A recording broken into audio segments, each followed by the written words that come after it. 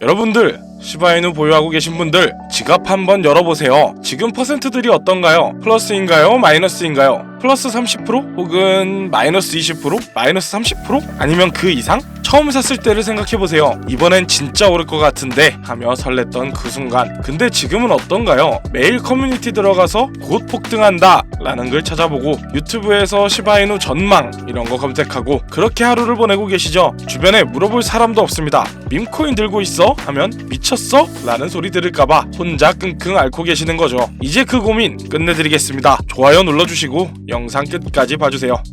이제는 우리가 흔히 밈코인 그리고 아직도 단순히 장난 취급받는 이 시바이누라는 코인에 대해 왜 주목해야 하는지, 그리고 특히나 40대, 50대, 60대 투자자분들이 왜 이 코인을 눈여겨봐야 하는지, 그리고 트럼프와 연준이 왜 시바이누를 주시할 수밖에 없고 그 영향이 시바이누를 어떻게 바꿀지에 대해 아주 쉽게 설명해 드리겠습니다. 여러분, 현재 사회 살아가시기 어떤가요? 은행 이자는 3%, 부동산 금리의 압박, 물가는 연평균 2에서 7%가량 상승하고 성장이 더뎌지는 고물가, 저성장 시대에 살고 있습니다. 현재는 우량주로 취급받는 삼성전자도 놓쳤고 애플도 놓치고 닷컴 버블도 놓쳤습니다. 그럼 도지나 시바이누의 급등 시기에는 어떠셨나요? 많이들 놓쳤고 많이들 슬퍼하셨습니다. 그래서 우리는 늘 새로운 기회를 찾았고 바로 지금 시바이누가 어떤 기술적 정량적 지표에 의해 왜 반등 가능성이 있는지, 그리고 트럼프와 연준이 왜 관심을 가질 수밖에 없고 그 관심이 어떤 효과를 가져올지 얘기해 보도록 하겠습니다. 우선 시바이누의 최근 동향부터 파악을 한번 해봐야겠죠. 과거 폭등 그리고 밈코인 시총 2위라는 위상과는 다르게 최근에는 부진한 흐름을 이어가고 있습니다. 하지만 그럼에도 꾸준히 호재는 계속해서 들려왔는데요. 소강 메커니즘이 폭발적으로 강화되어 하루 24시간 동안에 약 3천만 개의 토큰이 소각되었다는 보도도 나왔고 이 수치는 전일 대비 약 8만 8천% 이상 급증했다는 내용이었습니다. 또 생태계 핵심인 시바리움의 거래량은 꾸준히 증가 중이고 중앙화 거래소에 보관된 시바이누 물량은 최근 4년 내 최저치에 근접했다는 보고도 있습니다. 이 내용이 왜 호재라는 거고 왜 관심을 가져야 하는 걸까요? 우선 소각이라는 건 말 그대로 시장에 풀려있는 토큰의 개수를 줄인다는 거죠. 유통되는 토큰의 수가 줄어든다는 말이고 이 말의 뜻은 희소성이 생겨나고 있다는 말이에요. 희소성이 생기면 가격은 상승할 확률이 높아집니다. 명품이 왜 비싸고 왜 사람들이 열광할까요? 흔하지 않다는 희소성, 심지어 일부 명품은 리셀이라는 이름으로 정가보다 비싸게 파는 경우도 있죠.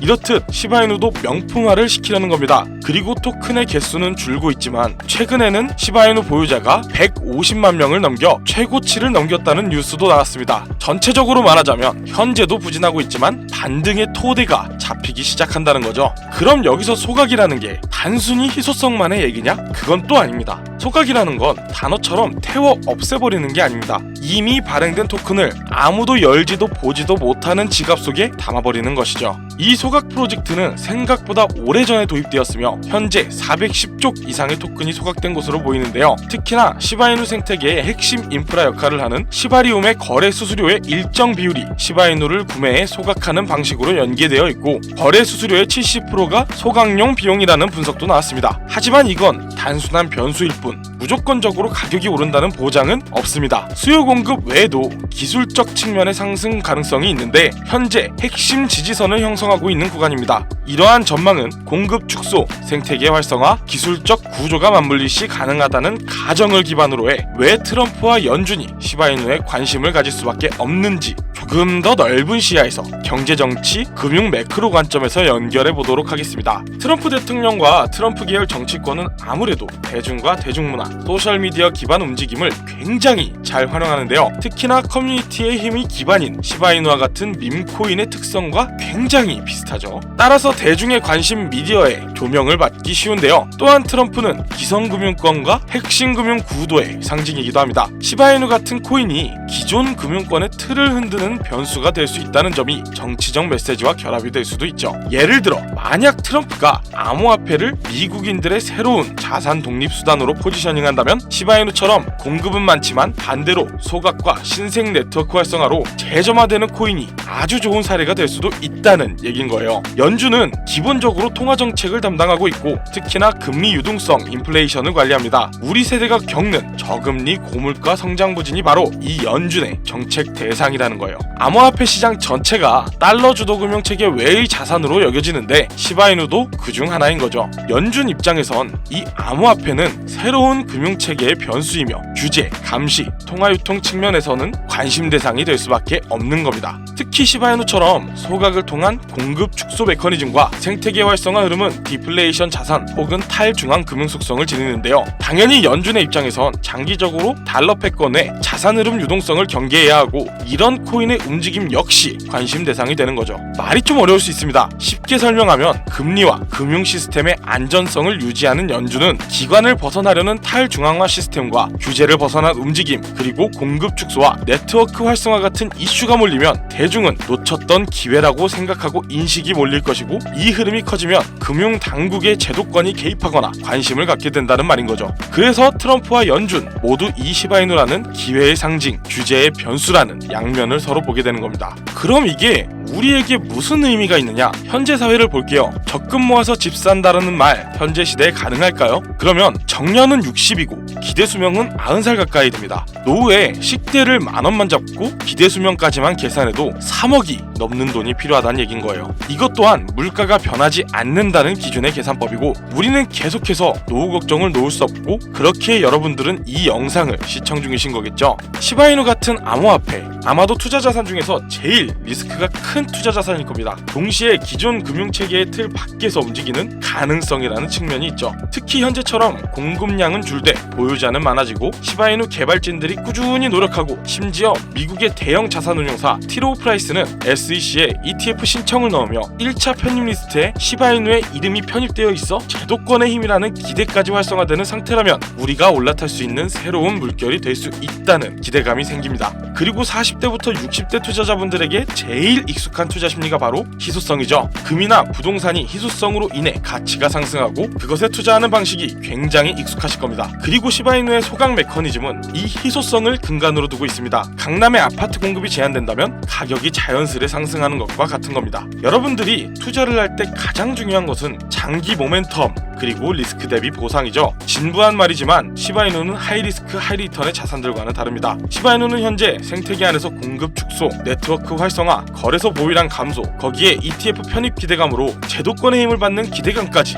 이 모든 것이 맞물릴 경우 단기 반등뿐 아닌 중장기적으로 흐름이 전환될 수 있다는 얘긴 거예요. 트럼프는 계속해서 친암호화폐 정책과 금융체계의 개편을 말합니다. 시바이누처럼 대중 참여형 코인은 이런 메시지와 연계되기가 쉽죠. 그리고 연준은 금리 인하 유동성의 확대, 인플레이션 대응 방안 등을 발표하고 그때마다 코인 시장 전체가 반응을 하고 있습니다. 또한 연준이 암호화폐 반대쪽의 자리에서 서서히 중립으로 그리고 찬성의 자리로 넘어오고 있습니다. 통화 정책의 달러 지수, 인플레이션 수치, 금융 안정성 보고서 등을 예의주시할 필요가 있습니다. 마치 우리가 부동산 투자를 할 때 한국은행 기준금리 발표를 예의주시하는 것과 같은 맥락으로 말이죠. 물론 현재 시바이누 횡보하고 하락도 했습니다. 하지만 꾸준히 상승 중인 소각, 생태계의 활성화, 거기에 보유량 증가 및 ETF로 인한 제도권의 힘까지 계속된 호재가 꾸준히 발생 중이고 소각이라는 희소성 부각, ETF라는 제도권의 힘은 투자 논리에서 매우 중요한 내용이라는 사실 모두가 알고 계실 겁니다.